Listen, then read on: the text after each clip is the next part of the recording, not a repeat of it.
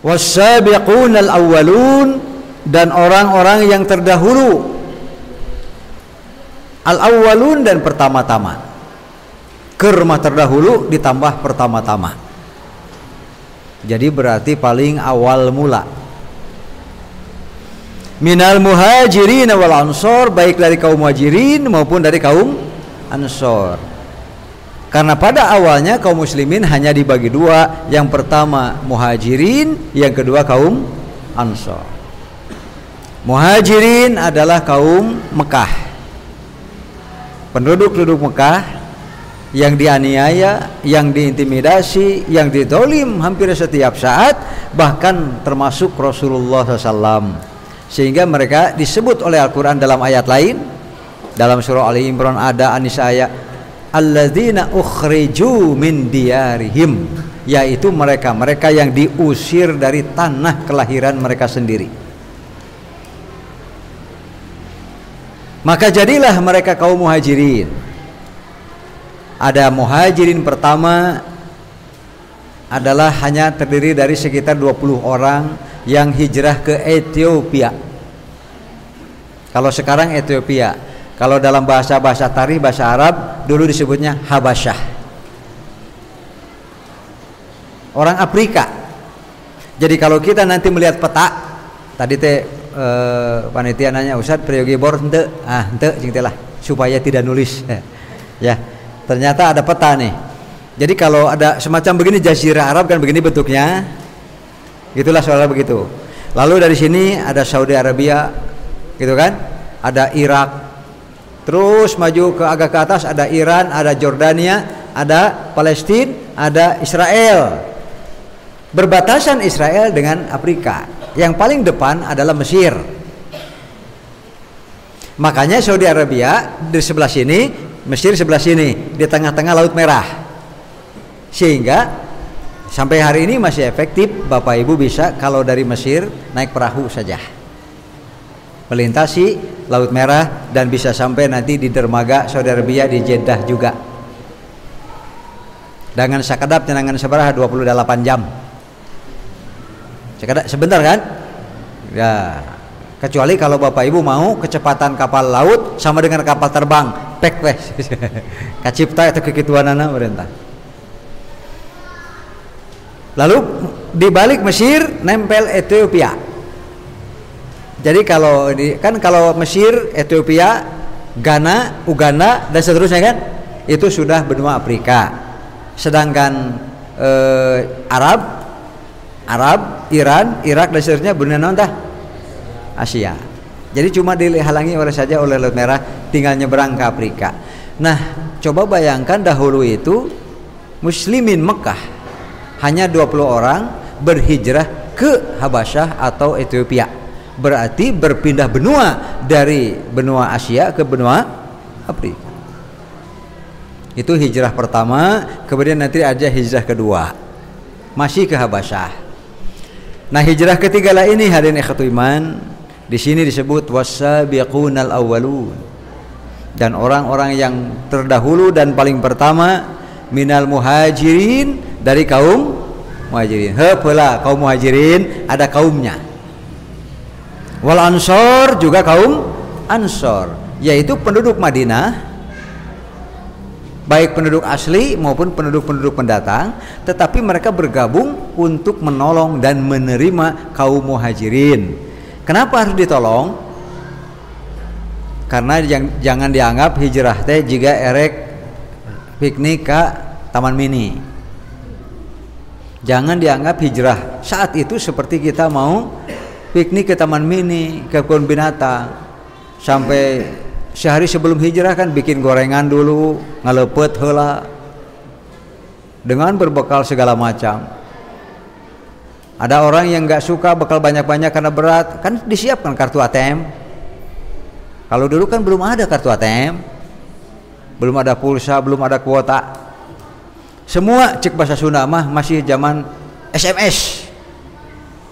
Masih ya, semua SMS. Susul make suku teta. Suku sendiri, suku kuda, suku onta gitulah. Tapi semuanya masih zaman SMS. Gitu ya, masih susul make suku gitu. Nah, hadirin akhwatul iman. Jadi ada tiga kelompok. Tiga kelompok nih, coba Quran ini perhatikan.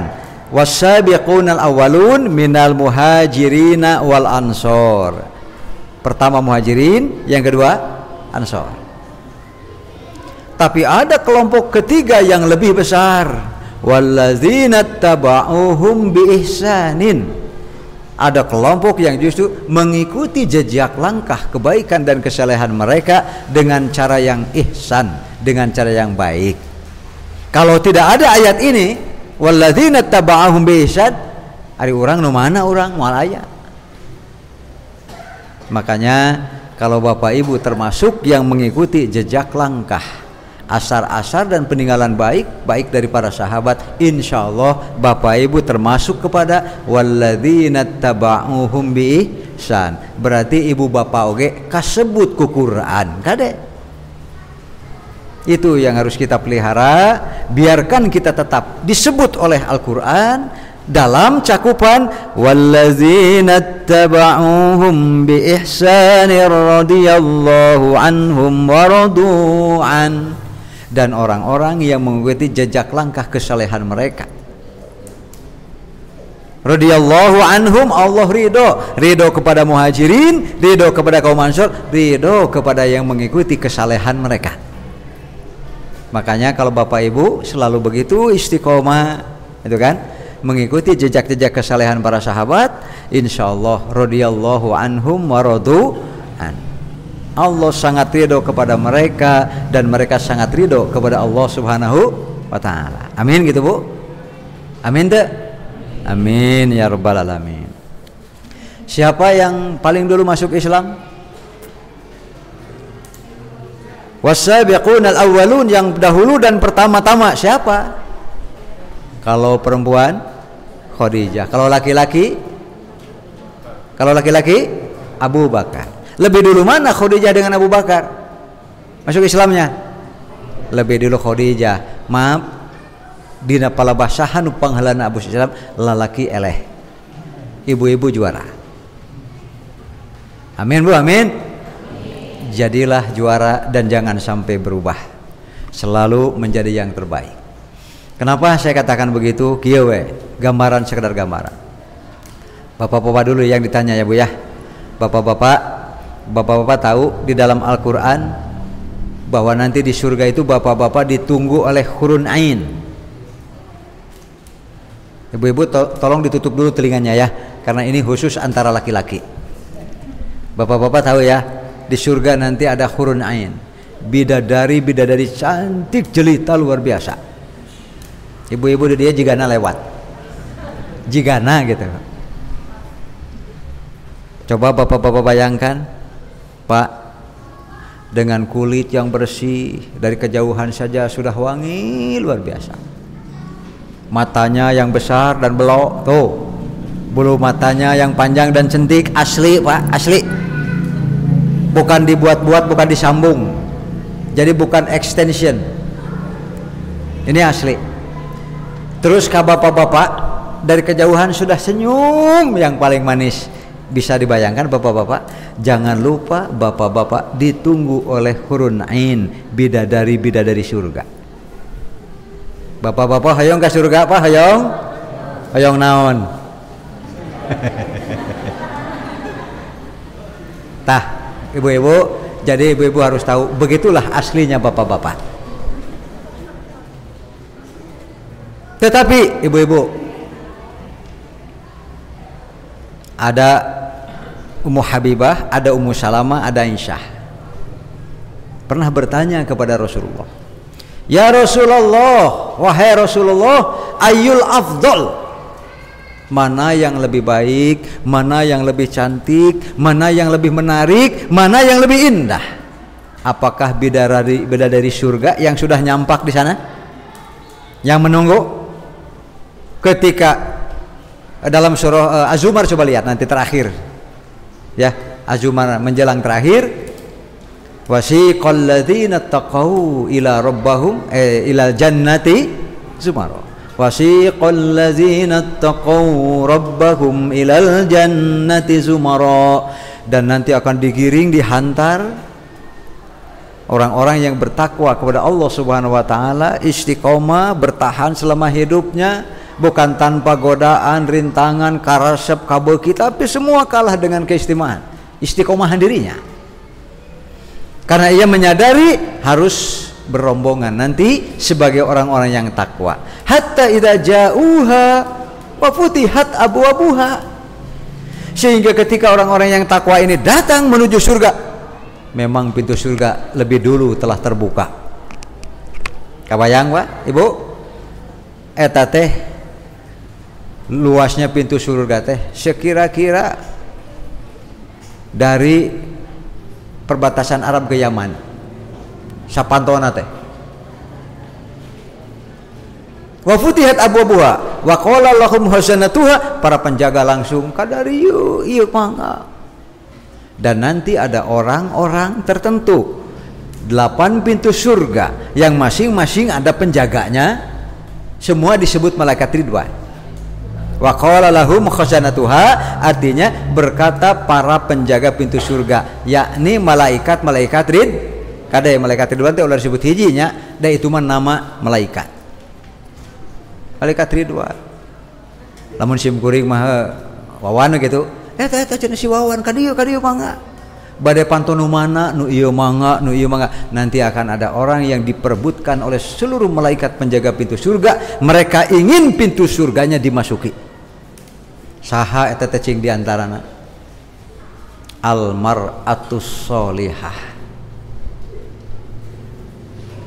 Makanya ibu-ibu harus sadar diri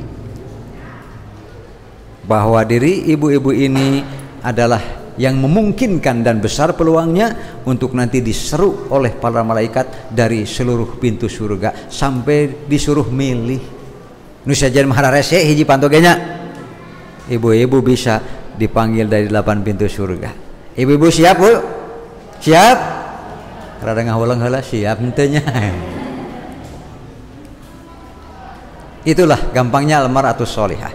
Akhirnya ketika istri Rasulullah bertanya, ayul abdul, mana lebih cantik, lebih indah, lebih wangi, lebih hebat? Apakah bidadari-bidadari surga yang sudah ada di sana yang disebut dengan hurun ain, amil mar'atus sholihah fid dunya, atau perempuan-perempuan soleha yang penuh dengan perjuangan? Makanya saya katakan bukan tanpa gogoda, bukan tanpa gangguan, bukan tanpa halangan, bukan tanpa emosi dan sebagainya, tapi selalu menjaga bahwa saya calon surga, saya calon surga, saya calon surga. Hak surga saya jangan sampai saya rusak sendiri. Begitulah ya garis besarnya. Maka ketika Rasulullah ditanya mana lebih indah antara bidadari surga yang sudah ada di sana dengan almar'atus sholihah yang dengan susah payah jadi ahli surga, maka Rasul bersabda, balil mar'atus sholihah fid dunya afdal min hurun ain. Istri-istri solehah di dunia lebih hebat daripada bidadari-bidadari surga. Nanti kalau ibu-ibu masuk, kalau ya oke, kalau ibu-ibu jadi masuk bidadari-bidadari surga hurun in, pasti akan minder. Pasti akan minder, Pak. Mereka sudah ada di sana, sedangkan ibu-ibu masuk surga pasti penuh dengan perjuangan, penuh dengan pengorbanan dan perjuangan dalam rangka takwa dan iman kepada Allah. Itulah yang akan membuat ibu-ibu menjadi tercantik di surga. Amin atuh Bu, amin. Amin ya rabbal alamin. Itu tabu sakaledainya. Makanya siapa yang pertama masuk Islam dan beriman kepada Rasulullah? Khadijah. Bahkan Rasulullah sampai mengatakan, Abdulul mar'ati fi zamaniha Khadijah. Sebaik-baik perempuan pejuang Islam, ngabela ustad, pan Nabi teh anggap ustad gitunya, membela gurunya, membela pembawa wahyu, membawa pengajar Al-Quran. Khadijah yang paling pertama. Sehingga Nabi bersabda, sebaik-baik perempuan pada zamannya dulu Nabi Isa, Maryam, dan sebaik-baik pada zaman Muhammad perempuan siapa? Khadijah. Siapa dari laki-laki yang terbaik? Nah, mari kita toslah ngabahas perempuan mah moal aya tamatna. Sekali lagi moal aya tamatna, karena perempuan mah kahiji di dunyana jadi gogoda wae ke lelaki. Cok sanu sok ngagoda lelaki. Ya kan? Banyak laki-laki yang masuk neraka gara-gara perempuan tah. Padahal banyak perempuan yang masuk surga gara-gara laki-laki tah eta. Dan tanya. Ya, dah eta mah keneh pun heula. Sekarang ibu bapak coba bayangkan sim kuring kita lebih mengenal lebih dekat dengan sosok laki-laki pertama yang beriman. Keneh ke Khadijah mah nya. Khadijah mah. Namina saha? Tadi teh siapa namanya tadi? Abu Bakar. Oleh ibu bapak terbayang gak seperti Abu Bakar? Seperti apa? Gini, Abu Bakar teh kusuna heula nya ngarageunah ya, ngagambarkeunna. Ari Abu Bakar teh jangkung leutik begeng krempeng. Teh jiga ibu-ibu bayuh-yuh. Anu bayuh-yuh anu biasa-biasa we. Begang jangkung krempeng. Nepi ka pipina we kremong. Akibatina naon coba? Saum Daud, hobinya saum Daud, dan beliau makannya sangat sedikit, mirip-mirip dengan kita, saumnya jarang, makannya besar, gitu. Abu Bakar, ari tarang aja nong, tarangna nong, matanya besar dan rada ngelok. Apa ngelok bahasa Indonesianya? Aduh, ayam mata masuk rada bingung ya. Apa ngelok bahasa Indonesia? Matanya cemung. Kalau cekung kan keluar, cemung ke dalam. Iya betul ya? Dibalik. Oh, itu berarti lamun anu cekung ke dalam, cemung. Kalau saya cemung cekung. Lumayan rada keluar. Oh, berarti cemung. Ini mah cekung ngelok. Ya memang begitulah, makannya sangat sedikit. Abu Bakar radhiyallahu anhu. Siapa nama Abu Bakar? Cek ya. Pelajaran sanawiyah ya. Ari Abu Bakar namina saha aslina? Cek urang mah nama lahir. Nama lahir Abu Bakar? Abdul Ka'bah. Nama asli, nama lahir Abu Bakar asalnya Abdul Ka'bah. Ya, tapi semenjak masuk Islam digantilah oleh Rasulullah menjadi Abdullah. Siapa bapaknya? Kebetulan ada santri saya barusan, mana bete? Namanya Usman. Kebetulan sama dengan santri saya barusan, Usman. Sama juga dengan nama bapak saya, Usman. Jadi saya adalah Wawan Sofwan bin Usman. Sama dengan Abdullah bin Usman. Jadi Abu Bakar dengan saya sama-sama anak-anak Usman. Beda apa? Abu Bakar gantengnya gak ketulungan, kasep luar biasa. Cek bahasa Sunda mah, cek orang barudak ayeuna, Abu Bakar mah gantengnya maksimal. Ari bapak-bapak mah gantengnya minimalis ya. Gantengnya Abu Bakar mah maksimal. Putih bersih, sampai saking bersihnya wajahnya. Karena bersih dengan apa? Bersih karena memang jenis kulitnya, juga dengan akhlak, karisma, wibawa yang luar biasa. Sampai orang-orang jarang yang berani kuat bertatapan dengan Abu Bakar. Cek bahasa Sunda mah jalmina pikaisieun. Mengapa Abu Bakar sampai orang-orang segan? Satu yang paling menonjol dari Abu Bakar, tidak akan mengatakan apapun, tidak akan berbuat apapun kalau sekiranya akan ada orang yang tersakiti. Titik. Abu Bakar saumur hirupna can pernah nyeri hatekeun hate batur. Segera sok nu kitu mah wajahna teh bersih wae. Bersih.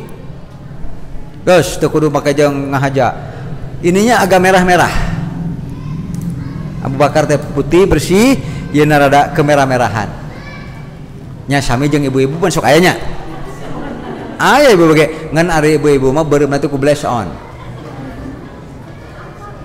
Tapi sehari-harinya suka pakai ini. Abu Bakar mah resepeun make celak. karena memang ada anjurannya. Selanjutnya rambutna, jenggotna dipikok mun di urang mah diwarnaan.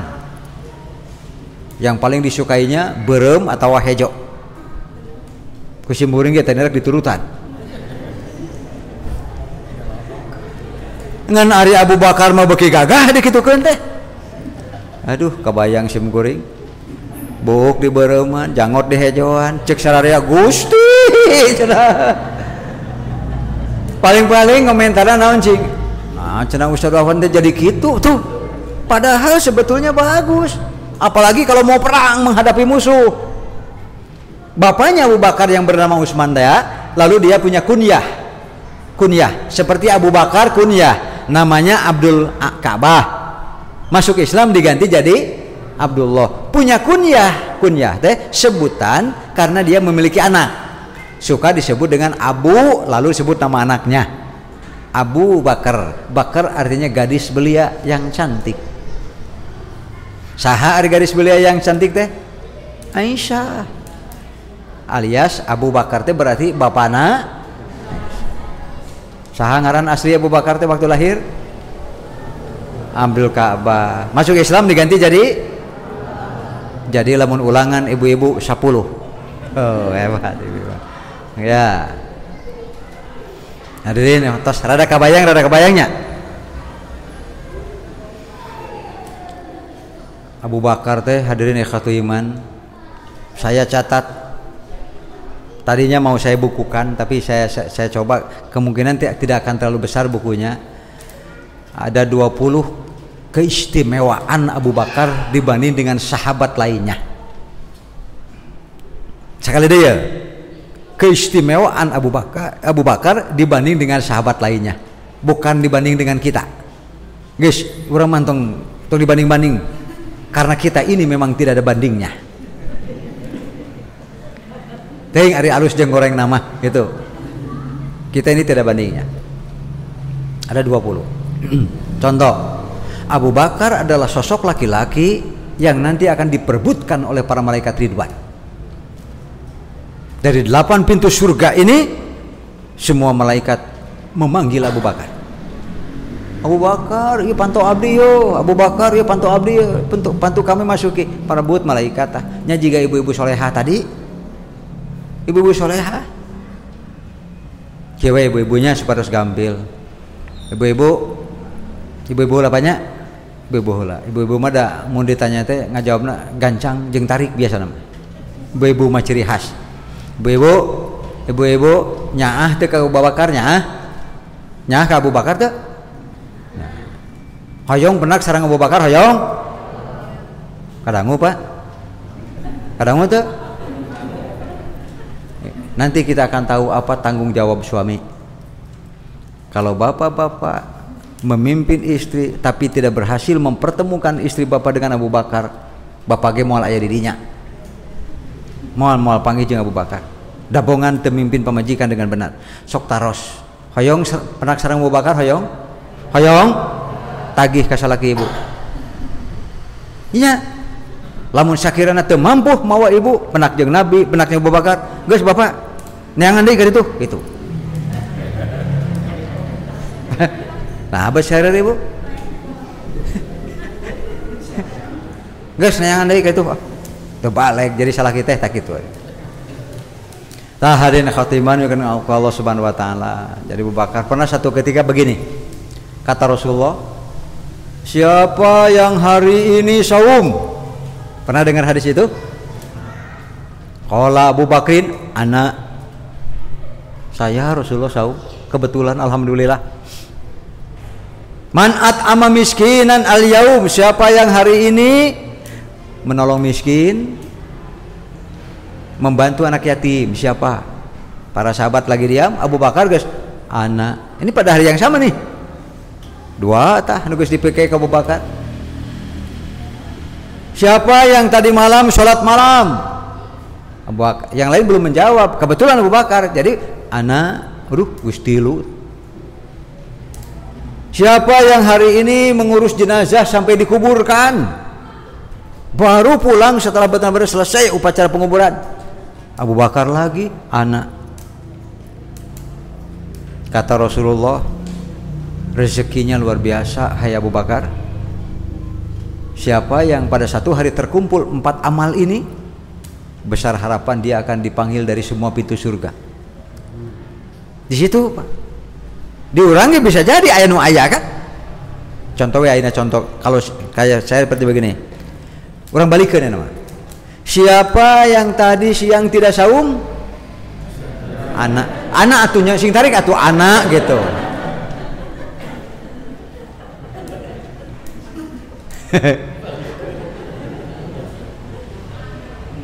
Siapa yang tadi siang menolong miskin dan memberi anak yatim? Siapa yang tidak? Anak. Siapa yang tadi tidak mengurus jenazah? Anak. Atau jadi salah Allahnya, aduh, dah bohongan atau betul anu mau gitu. Ini mah hanya soal rezeki. Saya katakan ini hanya soal rezeki Abu Bakar. 4 kesempatan dihadirkan oleh Allah kepada beliau ambil, itu kuncinya. Sadarkah kita seringkali berbagai macam kebaikan di depan mata dan kita tidak mengambilnya? Bukan Allah membeda-beda rezeki, tidak bisa, semua Allah atur. Tidak mungkin orang memiliki kesempatan kebaikan berbeda, mustahil. Mustahil. Nya si anu mau bisa ke haji, memangnya yang tidak ke haji kalah sama yang sudah haji? Tidak bisa. Dengan tidak ke haji, Allah berikan peluang untuk kebaikan yang lain yang bisa sebanding dengan haji. Jangan takut. Kalau Allah membagi-bagi kebaikan dan kesempatan tidak sama, berarti Allah tidak adil. Allah adil. Kita yang sering tidak adil, menilai kesempatan yang diberikan, kadang-kadang tak acuh, diantep ngeliwat. Contoh nih, contoh, tidak mungkin setiap hari kita kurang kebaikan, mustahil. Benar Ibu ya? Benar banyak? Mal mungkin kan orang sok tak acuh, anggap enteng kesempatan itu. Nah ini yang membuat beda level. Ini yang membuat. Kalau kesempatan mah nggak mungkin. Ada orang miskin datang kepada Rasulullah, Rasulullah, kami kok kalah benar dengan orang kaya. Mereka bisa infak dengan hartanya, mereka bisa ke haji, mereka bisa umroh berulang-ulang sampai berpuluh-puluh kali. Kalau kami kan juga pengen seperti mereka. Kata Rasulullah, jangan takut, ada nih, kerjakan ini. Nanti ada 4 amal, keren kedai tepatnya ya mak. 4 amal yang bila dikerjakan sebanding dengan haji Pak, sebanding dengan umroh.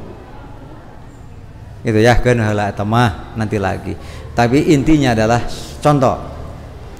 Datang seseorang ke rumah Rasulullah.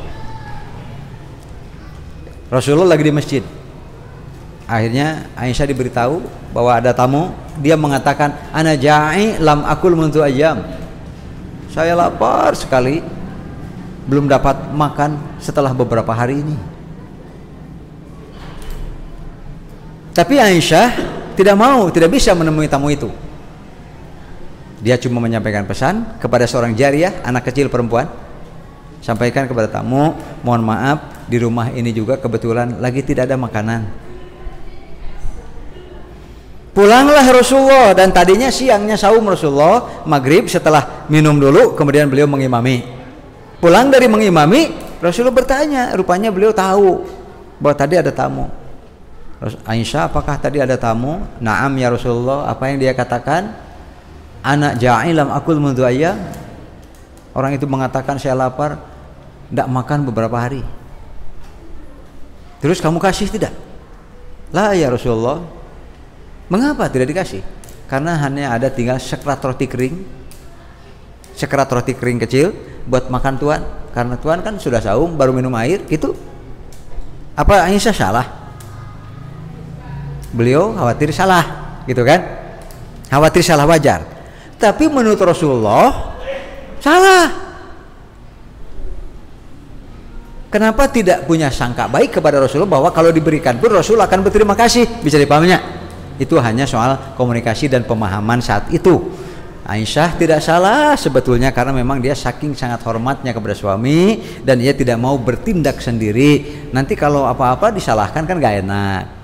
Makanya lebih baik menunggu Rasulullah. Kata Rasulullah, idza fatahallahu babus sama, kalau Allah buka pintu langit, faqaddarallahu ala khairan alamriin, lalu Allah tetapkan ada kebaikan yang harus terjadi setiap hari. Begitu Pak, ada kebaikan yang terjadi setiap hari.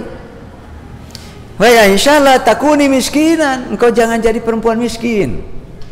Apa Rasulullah? Setiap kali disodori kesempatan berbuat baik, selalu saja dialihkan kepada orang lain oleh dirimu sendiri. Contohnya seperti tadi, aduh puntennya, padahal bisa. Cobi kanu sanes. Makanya sing telek nanya diri sorangan, sing telek teh bahasa Sunda mah. Mampu henteu, kuat henteu, ari kuat na bet henteu eta.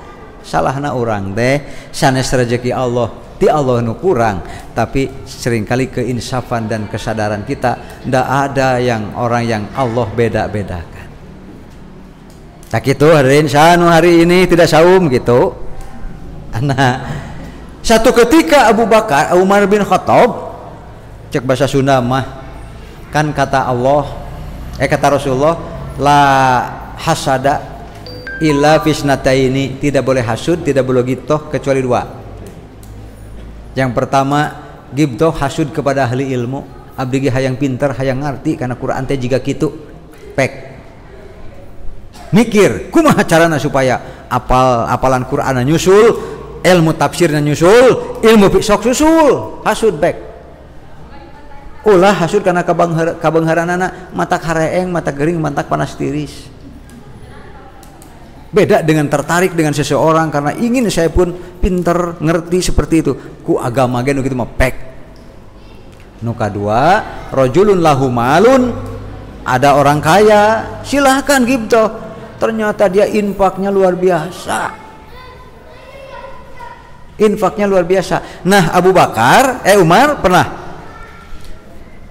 cek bahasa Sunda heulanya, lain dipikir-pikir hirup kan eta amal soleh eleh wae ka Abu Bakar. Umar ingin satu ketika saya punya amal soleh yang lebih baik daripada Abu Bakar. Rencanana tak, terus berusaha apa yang bisa lebih. Saya Umar berbuat begitu, Abu Bakar juga berbuat. Itu kan sama. Umar berbuat begitu, Abu Bakar sudah lebih dulu. Ingin punya amal satu ketika lebih baik daripada Abu Bakar. Rasulullah pulang dari Taif. Ibu bapak nanti kalau ke Taif, kalasan kamari simkuring ke Taif tahun 2018 sanes kamari mah teh nu kaditunya.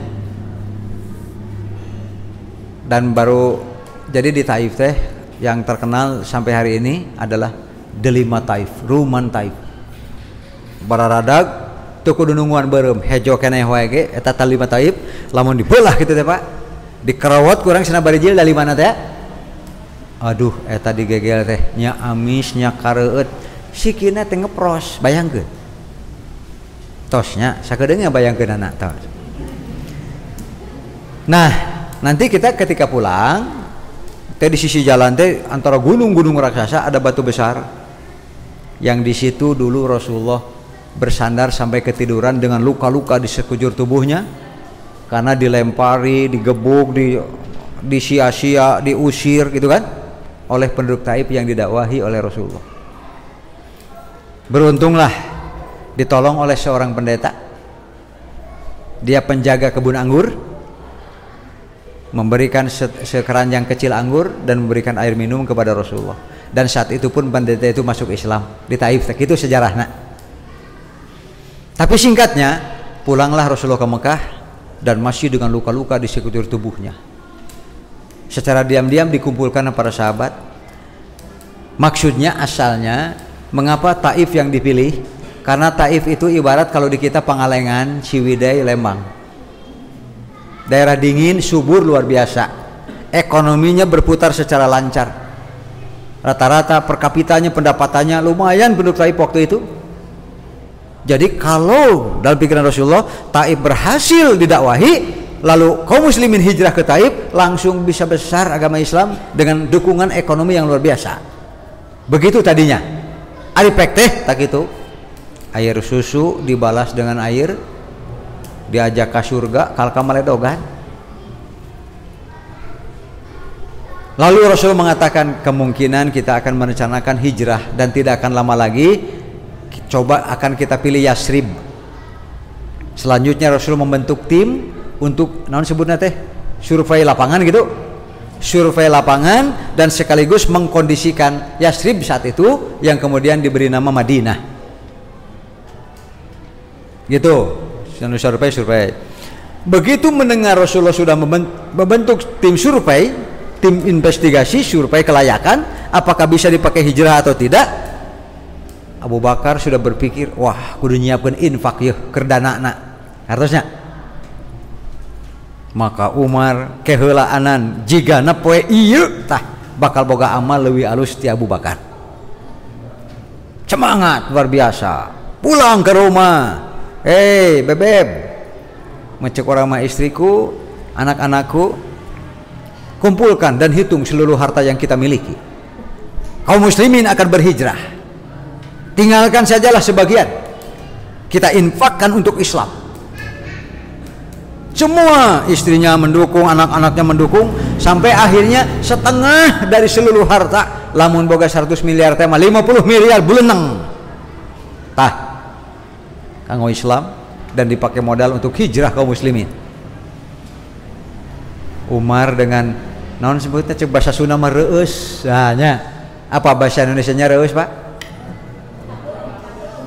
Apa? Ya begitulah. Dengan senang luar biasa, bangga luar biasa, semoga Allah menerima amalku dan ghibthah ini kesampaian. Ghibthah artinya hasud tapi dalam kebaikan. Abu Bakar diam-diam tara ribut pan kalem teh, kalem orang teh. Matak segen lah. Orangnya sangat tenang, ya pulang ke rumahnya, ngobrol ke istrinya, ngobrol ke putra-putri beliau. Kamu mana yang pakaian yang bisa dipakai sehari-hari, coba pisahkan. Terus mana dari unta-unta yang kita miliki yang memang kita betul-betul terdesak membutuhnya, nggak ada. Kalau begitu nggak usah dipisahkan. Coba mana siapa yang punya emas perhiasan, kumpulkan. Istrinya ditanya, apa kamu masih suka dengan perhiasan? Tidak. Kalau begitu kumpulkan. Sehingga hanya ditinggal disisakan sedikit saja untuk keperluan sehari-hari. Saat itu langsung seluruhnya dikumpulkan. Lalu unta-unta disiapkan untuk memikulnya, memanggulnya. Semua dibawa pergi menghadap kepada Rasulullah. Rasulullah hadhihi shadaqatan lillah. Mangga manawi cekap kanggo hijrah kaum muslimin, mangga sadayana. Kalau begitu engkau meninggalkan apa untuk anak istrimu? Sudah, pakaian beberapa lembar, makanan secukupnya. Abu Bakar hadirin miskin sampai akhir hayatnya. Miskin sampai akhir hayat. Sampai setelah jadi khalifah pun beliau tidak mau digaji. Gak mau menerima gaji, gak mau menerima upah. Setiap kali ini hak Allah, ini hak dari Allah. Allah yang memerintahkan bahwa sebagai Amirul Mukminin ada bagiannya dari fisabilillah, dari fai. Fai itu artinya daulah Islamiyah, lalu ada agama-agama lain yang hidup di situ, lalu dijamin keamanannya oleh Islam gitu kan. Maka mereka bayar pajak, upeti, fai. Ada ker ustad, ker ajengan, ker pasaran ada. Kata Abu Bakar, mana hak saya? Kalau begitu pisahkan.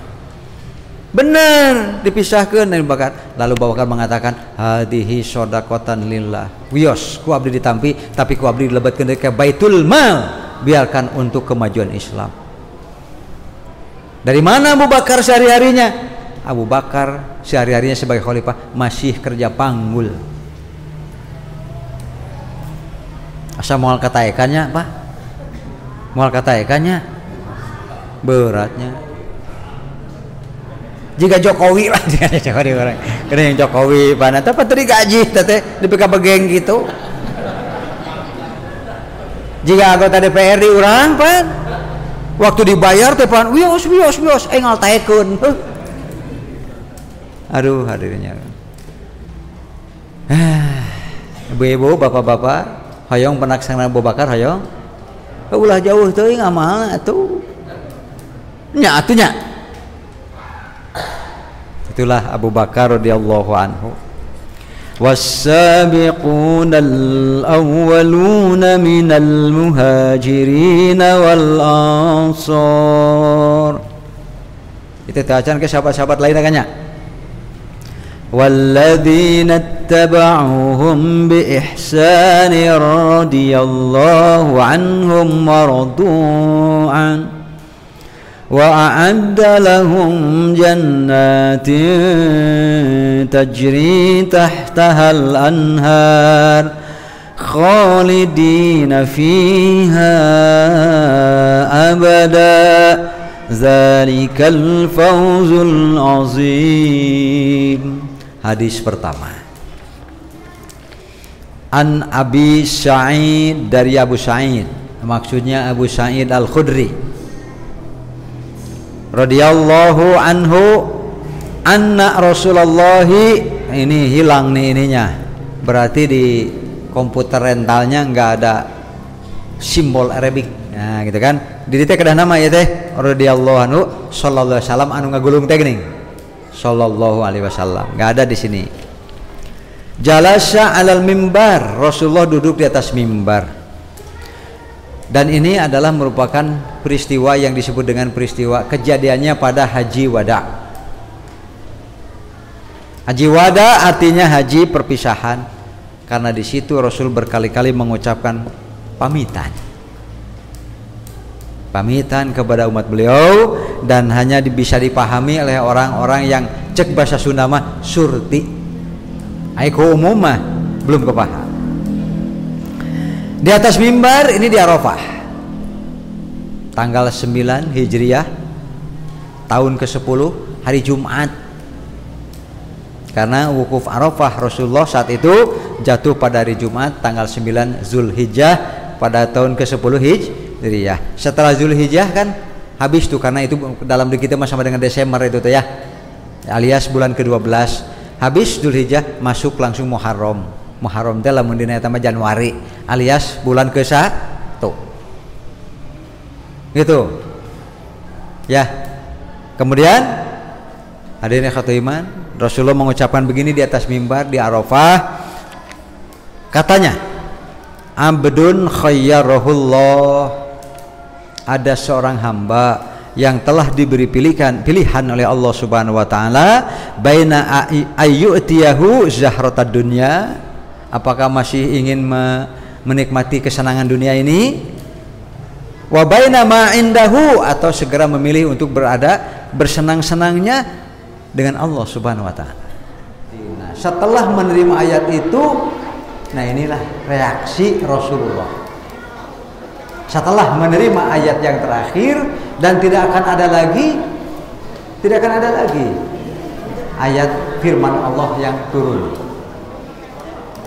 Naiklah beliau ke atas mimbar, lalu di atas mimbar bersabda, Abdun khayyarahullahu baina ayyutiyahu zahratad dunya wa baina ma indahu. Seorang hamba telah diberikan pilihan oleh Allah Subhanahu wa taala, apakah akan masih tetap menikmati indahnya dunia ini, zahratad dunya, wa ma indahu, atau memilih segera pulang kepada Allah Subhanahu wa taala.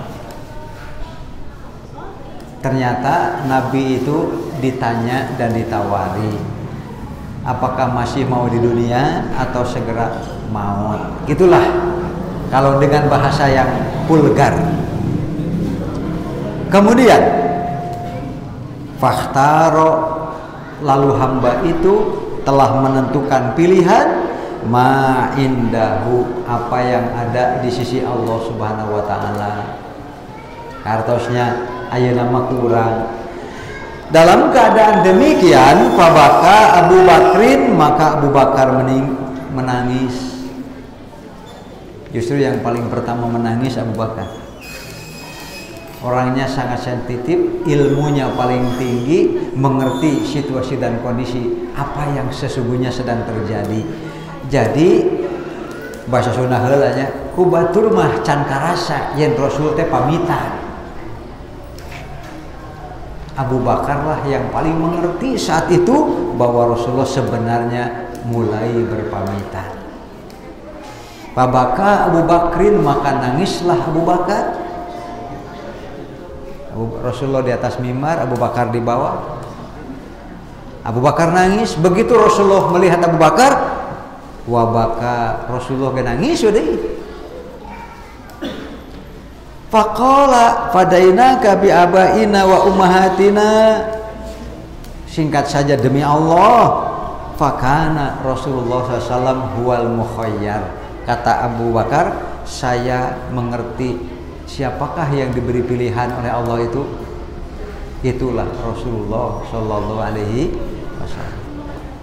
Jadi ibu bapak, prayogi kauninga kusadayana, yen nabi-nabi rasul-rasul Allah mah ditanya dulu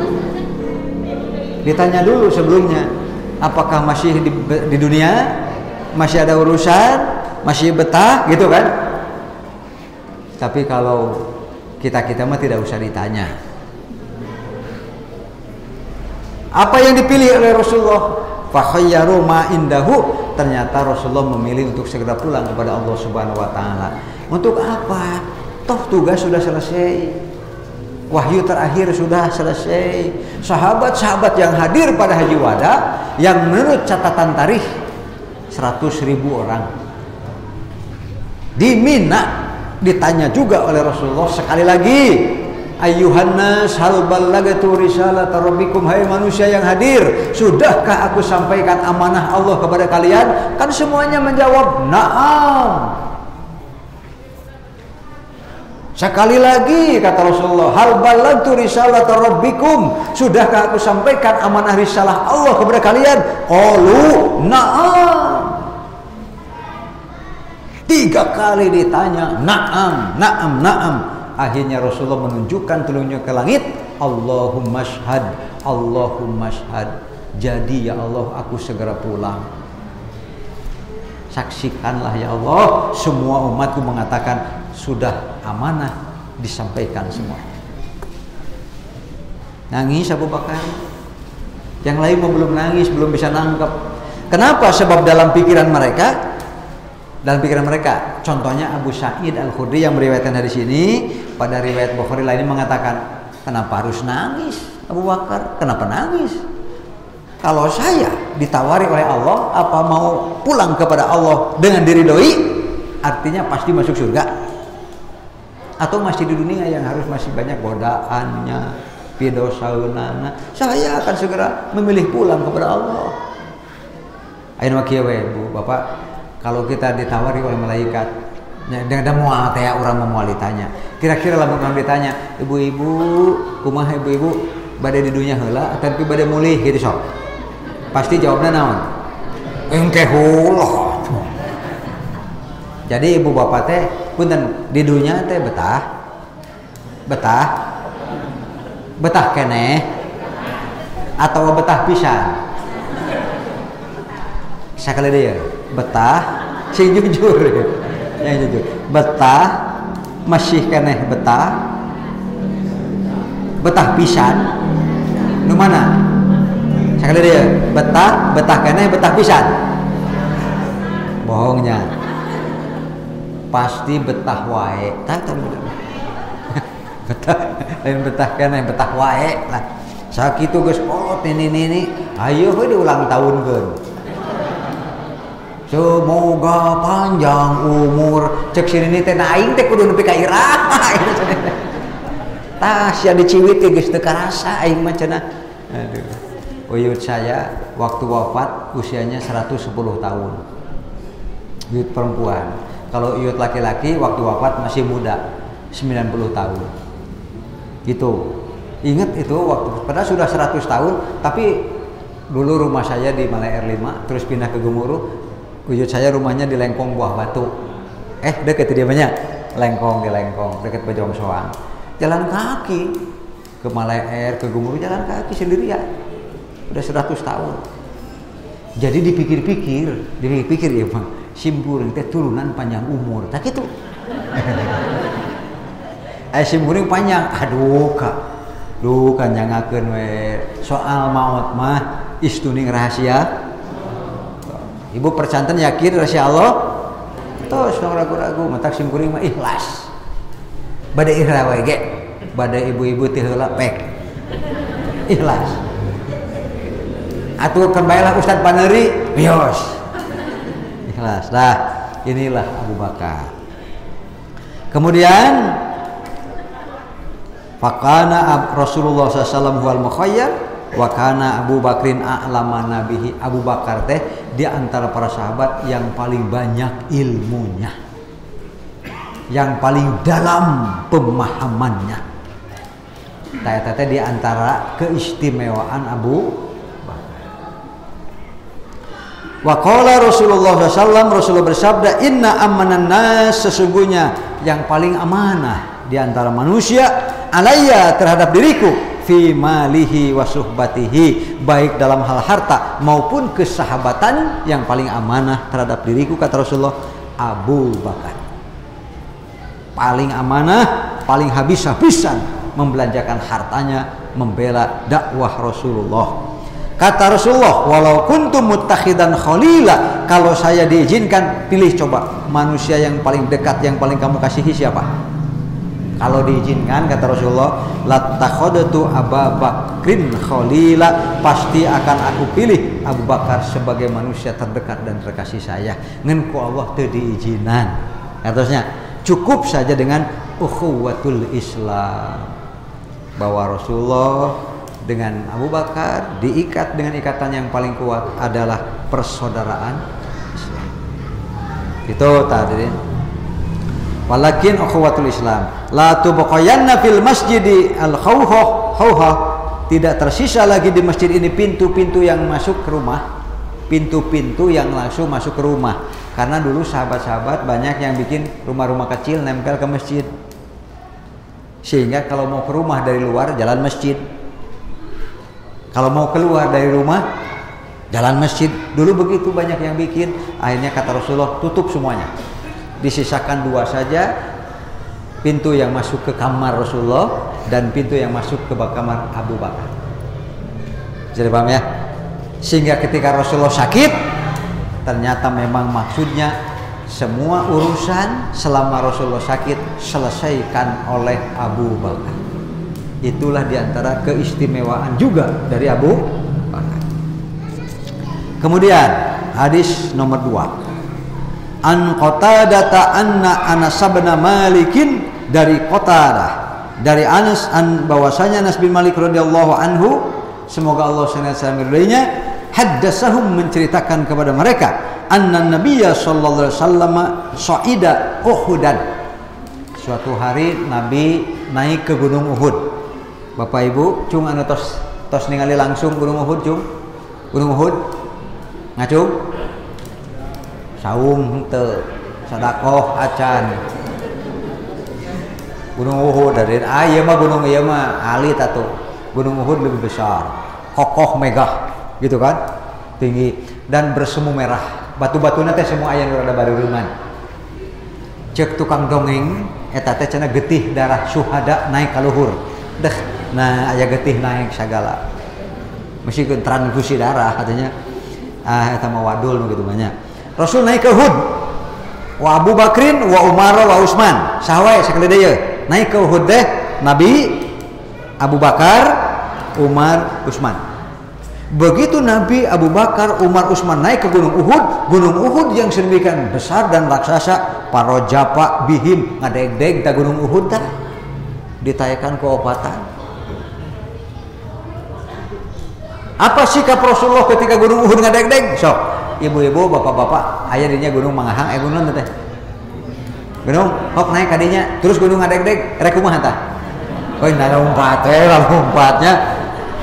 Saat itu Rasulullah tidak begitu. Justru beliau bersabda, usbut Uhud, cicing Uhud. Jadi cek bahasa Sunda ieu mah nya, Gunung Uhud berat manggul kasolehan nu opatan. Ngadeg-deg.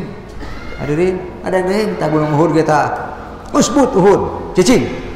Maka diamlah Uhud. Fa innama alaika nabiyyun, sesungguhnya di atasmu hanya ada seorang nabi. Wasiddiqun, sahadi Asyidik deh, Abu Bakar, wasyahidani, dan 2 orang yang nanti akan mati syahid. Siapa itu? Umar dan Utsman, karena Umar dan Utsman keduanya wafat dibunuh pada saat sedang sholat dan jadi khalifah. Umar sedang jadi khalifah dibunuh, digantilah dan terpilih Utsman bin Affan, dibunuh lagi, dan begitulah sehingga khalifah yang mati dalam memimpin Islam berarti syah. Itu ya. An Ibnu Umar, dari Ibnu Umar, semoga Allah meridhoi keduanya, qala kunna nukhayyiru bainan nas, sesungguhnya kami pernah para sahabat berkumpul fi zamanin Nabi sallallahu alaihi wasallam, pada zaman Nabi sallallahu alaihi wasallam, fa khuyyira sok urang ieu cenah, cek urang mah meureun naon ieu teh, musyawarah, siapakah manusia yang terbaik yang sekarang ada, dan ini Rasulullah masih hidup setelah Rasulullah SAW. Jadi barangkali siapakah manusia terbaik setelah Rasul? Para sahabat semua, apakah Umar, Abu Bakar, Utsman, gitu kan? Maka mereka mengatakan, mereka fakhayyaru Aba Bakrin, maka mereka pilih yang terbaik adalah Abu. Jadi di zaman Rasulullah kene nuju meneng, para sahabat ngariung semua sepakat manusia terbaik setelah Rasulullah adalah,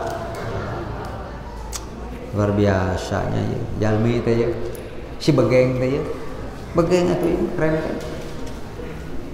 Tapi aduh luar biasa ilmuna, amal solehna, pantaslah kalau pintu-pintu surga yang 8 berebut ingin malaikat-malaikatnya kadieu pantau ieu parebut Pak.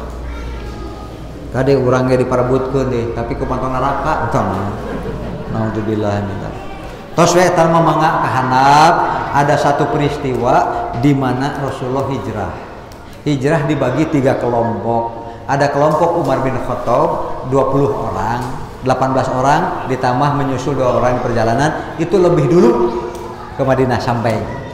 Rombongan besar khusus Rasulullah mah dengan Abu Bakar duaan. Ieu ayatna. Jadi Abu Bakar mah termasuk orang yang disebut oleh Al-Qur'an. Ketika Rasulullah memilih jalan yang terjal, yang susah, ke gunung dan sebagainya, supaya orang yang mau mencari dan menyusul mengatakan maknya aliwat kadieu teu mungkin, nah supaya gitu. Bertemulah dengan Gua Sur. Hadirin, ada ayeuna mah geus tiasa naik ke gunung Sur teh. Jadi ada Gunung Sur namanya, paling-paling jaraknya sekitar 6 kilo dari Masjidil Haram. Dari 7-6 kilo dari Masjidil Haram. Gunung Sur gitu, gunung besar. Nah di atasnya ada batu raksasa seperti kaganyel ku batu. Jadi ngagerawong naon? Ngagerawong. Dulu tahun 97 saya masih sempat bisa naik. Ayeuna mah geus teu kenging di benteng. Tahun 87 masuk kuring naik kene keur mangora kene di hari temu. Nah kowe kaluhur kuat. Taharin khatiman Abu Bakar dengan Rasulullah bersembunyi dalam Gua Sur, di udah ku musuh, nepi ka suku musuh eta geus deukeut beungeut. Da gua teh kecil karena hanya batu besar lalu terganjal, jadi aya anu nyerang kedong. Dalam keadaan demikian Abu Bakar dipatuk ular berbisa. Kacipta tuh da ari orai dina gunung gitu banyak. Kibri, demam, pusing, nangis ya Abu Bakar teh. Rasulullah teh kieu tah ya ayatnya, dalam keadaan Abu Bakar bersedih dan menangis, turunlah ayat ini, yaitu dalam surah At-Taubah ayat 40. Illa tansuruhu faqad nasarahu Allah idza akhrajahu allazina kafaru saniyasnaini idhuma fil ghar. Kalau kalian tidak menolongnya, maka Allah telah menolongnya ketika mereka diusir dari Mekah oleh orang-orang kafir. Saniyasnaini, hanya 2 orang, yaitu Rasulullah dan Abu Bakar, bersembunyi di dalam gua, idhuma fil ghar. Ternyata dipatuk ular, menggigil, takut. Abu Bakar takut mati saat itu. Sampai oleh Rasulullah dalam hadis-hadis nanti diterangkan, naon Abu Bakar, anjeun teh sieun maot gitu. Bukan, saya bukan takut mati. Yang saya pikirkan adalah bila saya mati sekarang di sini, Tuan, baginda Rasul mau dengan siapa melanjutkan perjalanan ke Madinah? Saya gak tega, Tuan harus sendiri gitu. Jangan sieun maot Abu Bakar mah, tapi sieun teu tiasa ngarencangan Rasulullah hijrah di perjalanan. Sedangkan kan eta teh 500 kiloan deui atuh. 500 kilo teh baru teu ka mana kudu lempangannya. Maka di sini Rasul bersabda, la tahzan innallaha ma'ana. Geus tong sedih Abu Bakar, sesungguhnya Allah beserta kita. Tenang ku sakitu ge. Fa anzalallahu sakinatahu, maka Allah turunkan rasa tenangnya, wa ayyadahu bijunudin lam tarauha, lalu Allah memperkuat tentara Islam dan Rasulullah dengan tentara yang mereka tidak bisa melihatnya, Nabi Muhammad. Wa ja'ala, dan Allah jadikan kalimatal ladzina kafaru sufla, kalimat orang kafir adalah rendah, wa kalimatullahi hiyal uliya, dan kalimat Allah lah yang maha tinggi. Wallahu azizun hakim.